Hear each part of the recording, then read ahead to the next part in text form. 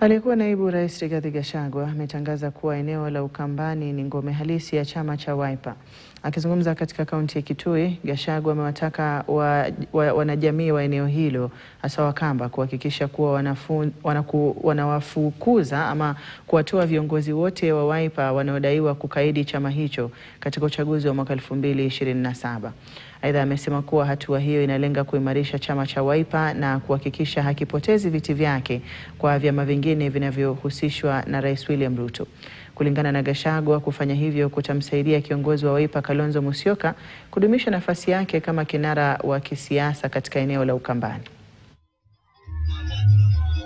Mkitaka huyu Kalonzo afaulu na aheshimike, huyu CNN na hao vibaraka wakija mkutano hapa msiwakubalia kuongea. Huyu CNN msalini si msalini. Aende CNN.